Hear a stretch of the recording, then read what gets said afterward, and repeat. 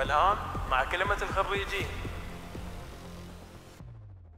اجتمعنا اليوم لنحتفل بلحظة انتظرناها سنين، لحظة رسمناها في خيالنا أيام وشهور، واليوم صارت واقع قدامنا. احتفالنا اليوم مو بس بتخرجنا، هو احتفال ببداية مشوار جديد، احتفال بأحلام صارت أقرب من أي وقت راح. أحلامنا اللي كانت دائما الدافع لنا في أوقاتنا الصعبة.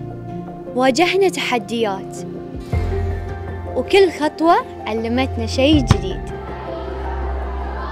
سنين مضت بحلوها ومرها، تعبنا فيها وايد وضحكنا فيها بعد.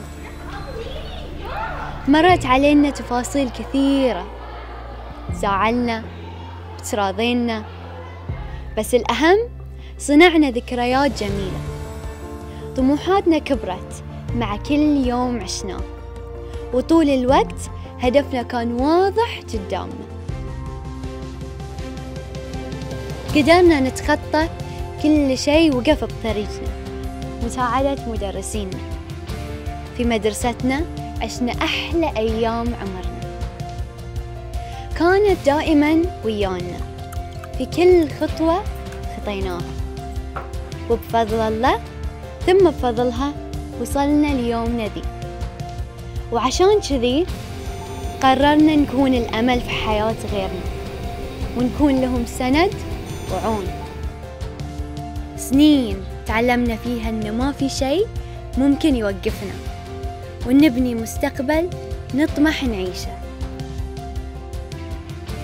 لأن المستحيل ما له مكان في قاموسنا.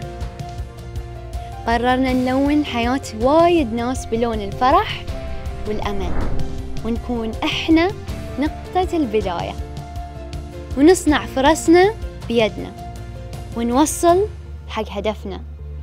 وباكر أحلامنا بتكون أكبر، لأن مشوارنا الحقيقي بدأ اليوم.